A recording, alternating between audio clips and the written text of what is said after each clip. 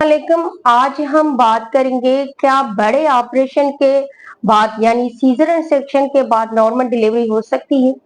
क्योंकि काफी जो है ना मुझे मैसेजेस आए हैं कि डॉक्टर साहब इस पे थोड़ा जो है ना बात करें। Normal delivery after caesar section का थोड़ा सा टेक्निकल हम जवाब देंगे कि अगर पहला ऑपरेशन आपका है किस वजह से हुआ है। अगर वो आपका जो है बच्चे की दिल की धड़कन या तो बढ़ गई हो या कम हो गई यानी कि फीटल डिस्ट्रेस की वजह से हुआ है, या ब्रीच प्रेजेंटेशन की वजह से हुआ है, या बच्चे की जो है अवल नाल नीचे थी प्लेसेंटा प्रेविया उसकी वजह से हुआ है।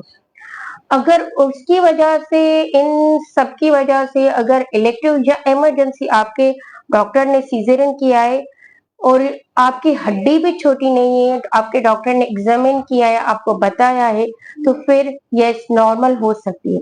मगर उसके लिए 2 से 3 साल का वक्फा होना बहुत जरूरी होता है। मगर अगर आपका सीजरियन सेक्शन पहला ही जो है हड्डी छोटी होने की वजह से हुआ है, तो दूसरी मर्तबा पे आपका हमेशा ही सीजरियन सेक्शन ही होगा, उसमें नॉर्मल के चांसेस नहीं होते हैं।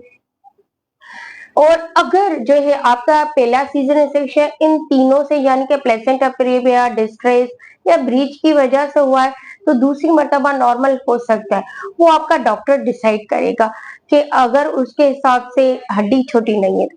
मसला ये है कि अगर 2 से ज्यादा ऑपरेशन हो गए अगर हो जाए तो फिर तो नॉर्म का सवाल ही नहीं होता है, फिर तो सीजनिंग सेक्शन होता है।